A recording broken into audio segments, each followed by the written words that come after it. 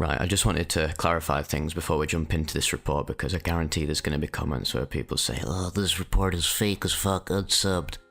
So, for me, there's probably three explanations for what went on here. The first is that the woman experienced cocaine psychosis after abusing the stimulant for, say, days on end, which actually is more attributed to the lack of sleep that comes with abusing stimulants like coke. The second is that it could have been one of these psychedelic stimulants that they got sold as cocaine. It could have been DOB, DOC. If you look them up, it's possible to actually hallucinate things on them because they're more hallucinogenic. And the third explanation, however the least likely in my opinion, is that this actually was cocaine, and that the woman herself, she describes that she has past experience with tulpas, so she's obviously quite a mystical, spiritual person. I don't know what she's doing, abusing cocaine to induce these visions, but whatever, you do you. That she's some form of genetic outcast and can actually induce these types of experiences through stimulants. I have no idea, but regardless, this is a really interesting report, and I know you guys love anything to do with entities, so we'll jump right in. Open-eyed entity hallucination. A cocaine trip report by Gebula. Posted to earwig.org, April 28, 2022. This was a 5-minute, stable, highly interactive, open-eyed entity hallucination that I narrated to my friend in National Geographic style detail. Physical contact was felt. It was very strange that what was advertised as cocaine caused this, but I don't think many people make any kind of an attempt to hallucinate beings on cocaine in the first place, whereas I did, using past experiences with tulpas. Check them out on Wikipedia. So take that as you will. This cocaine was tested with a fentanyl test strip and came up negative. The main being I will focus on describing here was a spider that was exploring around me on my bed, and at some points even crawling onto my friend and onto me. It would change size and build slightly at times, and range from roughly quarter-sized to rat-sized. It moved its legs in this very cute, scrambling, goofy and expressive way that looked distinctly cartoon-like and benign. Despite an overwhelming majority of positivity, there were two distinct times at which the spider being developed a piercing mouthpart, along with a mosquito-like body, and it kind of pumped the mouthpart in and out of my friend's back. Then later, through a seam of my pant leg, it put up a considerable, funny struggle to get through the seam. I had the sense that this piercing was bad, and as an afterthought, should have shooed them away gently when they attempted to insert. But it was acting so disarming before and after that I didn't act. I only watched, letting them either inject something or suck something out. I'm really not sure which. I'll break down the experience into a few portions. Number 1. My technique for seeing it, quality of the visual. I first sensed the spider by defocusing from any physical thing in the room and staring into the open space in front of me and around the periphery of my vision.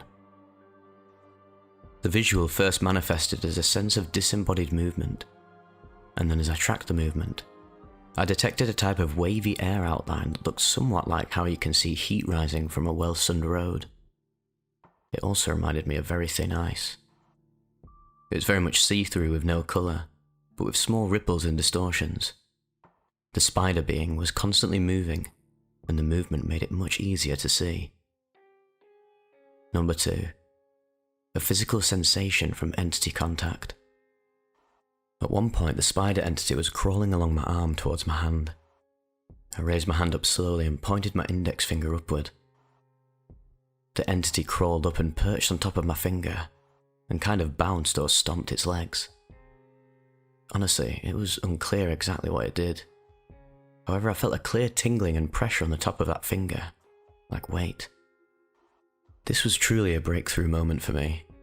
I was overjoyed. Yet during the phase when the mosquito-formed spider was inserting its mouthpart into my friend and I, neither of us felt any sensations, which to be honest I'm thankful for, because that would have been extra disturbing. Number 3. The being transformed. When the spider had finished inserting its mouthpart into my friend's back, it continued to crawl around on her with, again, an exploring, curious attitude very clearly communicated by the leg movements. I then experimentally brought my index finger close to it, and it quickly became highly aware of me and very amusingly reached out with a few of its front legs and eagerly rocked them back and forth, waving them excitedly and straining intently for my finger. It clearly wanted contact. I brought my finger closer and it got more excited, but I didn't touch it. Then, after several more moments of leg waving, almost as if a result of it giving up trying to reach me, it transformed into a small sphere made of the same immaterial wavy air that I described previously, which then expanded until it contacted my hand and began to balloon around it.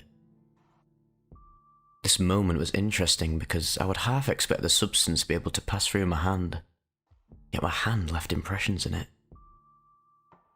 I removed my hand from the bubble's way and it continued to expand until it was about hula hoop size. And then it dissipated, or something along those lines. I've lost that moment now, unfortunately. Number 4. Perception of colour. At one point towards the end of the hallucination, the spider began to quickly create webs. One was created connecting my outstretched arm to the nearby wall. As I stared at the web, I noticed a faint bluish colour extending from the centre of the web in a rough circle with edges that slowly fluctuated in different distances from the centre. This fluctuating bluish blob had a very similar look to the lava lamp-like blue blobs I see during the hypnagogic, sleep-entering state behind my eyelids. An additional detail was that the spider was constructing the web, but at the same time part of it, the circular part connecting each radial strand. It then began to construct itself with a single extending strand, bouncing very cartoonishly in this happy way from one radial strand to another. Number 5. An additional entity. Right before I decided to stop tracking the movements of these beings and move on with the physical world activities, as I was a little concerned it would get too interesting and get in the way of my, albeit minimal, duties, I perceived another entity made of the same stuff as before, that looked to be veiled and a little taller than a human that was standing near the edge of the bed. I wasn't sure whether it was friend or foe, so I asked it aloud. It then reached up an arm and doffed a bowler hat that appeared on its head, which was at the point where I had to wrap things up. I then focused on my friend, and when I looked back at where the entity was, it was gone. Number 6. How I was able to remember as much detail as I did. I may not have been able to recall as much, or be as calm had my friend not been there to ground me. I got her okay to narrate the activities of the entities, so I was speaking aloud to her while they were doing the thing. This helped a lot, and I got the feeling that the better I was able to describe their activities, the slightly more visible they became. I had some very open, heartfelt conversations with this friend beforehand, and she was familiar with tripping, so I felt at ease to openly describe the activities of the being so without being judged. She was also very tired, almost sleeping at the time, which grounded my excitability at what was happening and gave me an important degree of composure. If I had been alone, some fear might have gotten a foothold. Number 7. Going forward. In the future, if this happens while I'm alone, I will use my phone to record my narration and ground my experience. I'm kind of pissed that I didn't do this from the get-go though, but I wasn't expecting to see anything at all, and I was worried that if I fiddled with my phone, I'd extinguish the hallucination. If I could suggest anything as an aid to navigating entity hallucinations from this and past experiences, it would be to narrate aloud what is going on in a detailed way. Also, don't assume that what you're narrating about can't hear you. You may need to address a being directly at some points, or perhaps the whole way through. There were some points where I switched to speaking aloud to the human-like entity, and my friend thought I was addressing her. I think removing as much confusion as possible over what you're going to do and say is important to correct entity hallucination navigation. Thank you all for reading. Now, like I said at the beginning, I don't really know what was going on here. It really has thrown me off. Although, that being said, I think a lot of you out there, if any of you are into mysticism, spiritual visions, the paranormal, or anything, who've done the research into this over the years throughout human history, there are people who are more mystically inclined than others, who are able to experience things that the normal, neurotypical human, and even neurodivergent people, such as ADHD, autism-riddled people like me, aren't able to actually experience. There's so many anecdotal reports of people witnessing telekinesis, people experiencing visions. I think many of you know about Skinwalker Ranch. Whether you believe any of this stuff, you can't deny that people have said that they've seen it and it impacts their lives. Personally, I'm not too bothered whether these things are true or false. They're just interesting to read about. However, personally, my own thoughts is that I think these things are possible. I don't think the cocaine was the catalyst for the vision. I think that it was something they used to alter their mind to allow them to be more open to hallucinating something. Because at the end of the day, hallucination is sort of your brain chemistry operating in a different way that produces an altered perception of what's in front of you. That's really what's going on with psychedelics at the material sort of brain level. So it really isn't out of the ordinary for things like this to be possible. Honestly, just do your research. Look into the history of paranormal, mystical visions. People throughout history have been talking about entities, ghosts, skinwalkers, Bigfoot, aliens, whatever you want to call them. Doesn't matter really what the names are. The things beyond the normal physical realm. So whether it's just a production of the brain going haywire, or if they're actually entities that occupy a different space and that we're sort of shifting into their dimension to be able to perceive them, possibly they're all around us at all times. I don't really know, I don't have the answers, but either way, it is very possible to see things like this. I mean, think of all the entity trip reports I've featured so far.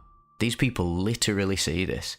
Obviously, once the trip subsides, they're back to the normal, sober, human state of being, where physicality comes back to being solidified. But when you take something like a delirium, datura, or take loads of DPH, mate, you can fucking hallucinate anything. People will literally run into your room and scream at you and doing all this seriously disturbing, twisted, Silent Hill level stuff. Honestly, the rabbit hole goes infinitely deep when it comes to these delirious, hallucinatory experiences.